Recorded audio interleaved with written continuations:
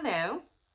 So, in our last message, I told you guys about my hallway hikes, my daily walks that I take down the hallways and floors of my apartment building.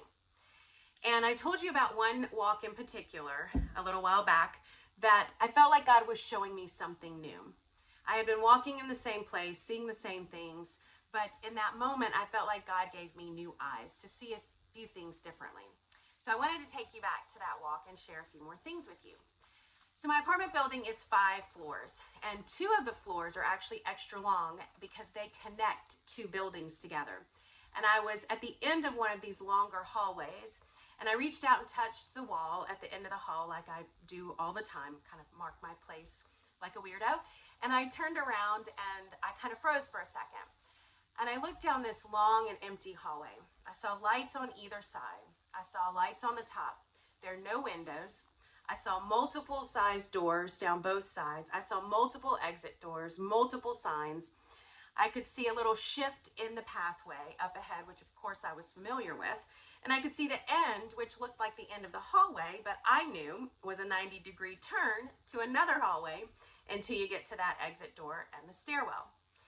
So in this moment, I'm looking down this long hallway, and I felt like God showed me that hallway was like a journey, my journey. Now, I also told you last message that God was gently reminding me that my life is not all about me. But at the same time, I did feel like God was telling me that my life is indeed still mine to live.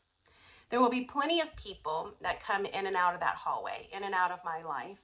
But regardless of who's in it, it's my life to live. Nobody can live it for me, even if they try. And I'm not supposed to live anyone else's life, even if I try. Every step, every decision is mine to make. Now, I'm genuinely asking God for guidance along my journey, but ultimately, He will allow me to make my own decisions. It's my choice whether to follow Him or not. It's my choice of where I spend my time and my money, what I do for a living, what I do for fun, where I go and who I spend time with and who I look for advice from and everything, all of it. It's all my choice. It's my life to live. What a gift. What power. And of course, like Spider-Man says, with great power comes great responsibility. But regardless of who's on that journey with me, it is my life to live, and God will always be with me. In the Bible, Joshua followed Moses. And when Moses died, God put Joshua in charge, and He started to instruct him as the leader. And in chapter 1 of Joshua, God gives Joshua some kind of clear steps on what to do next. And then he kind of follows that with some higher level promises that God was giving to Joshua for him and for the people. And along that, God still had to tell Joshua, even though those words were coming from God, He still had to tell Joshua, be strong and courageous. In Joshua chapter 1, verse 6, it starts, be strong and courageous.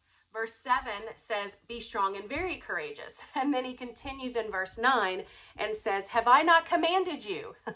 Be strong and courageous. Do not be afraid. Do not be discouraged, for the Lord your God will be with you wherever you go.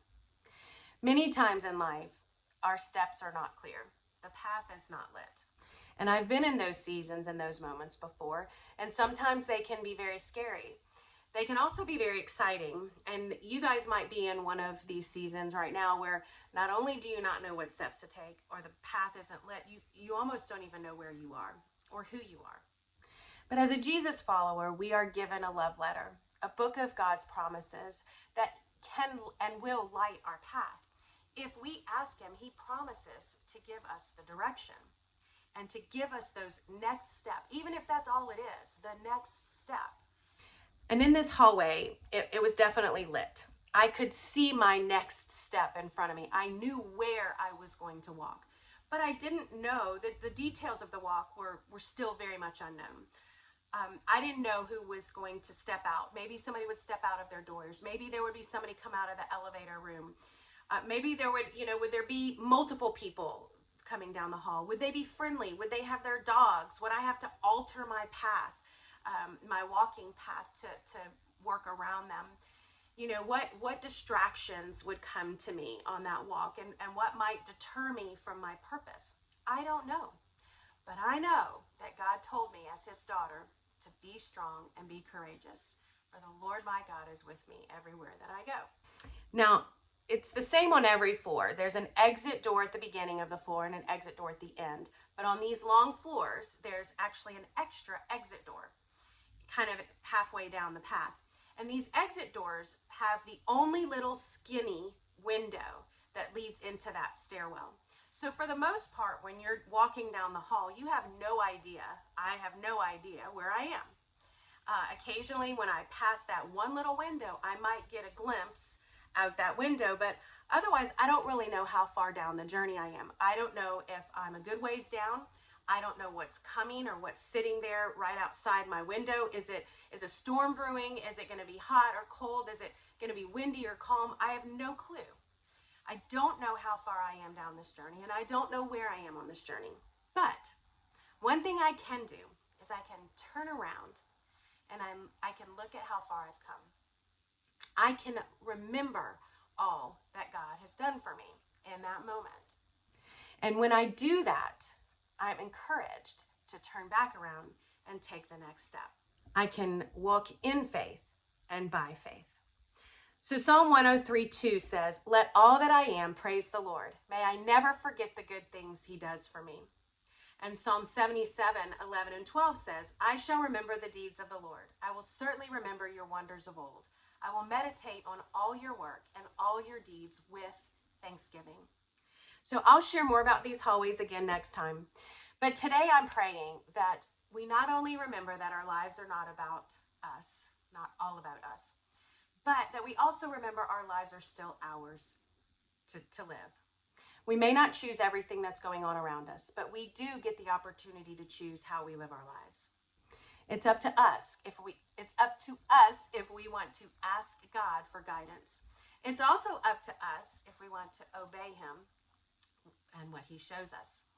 No matter where we are on our journey, no matter if our path is clear, we know our next steps, no matter if there are lots of questions, lots of distractions, I pray that we will regularly make time to turn around and look at how far we've come and remember all that God has done for us.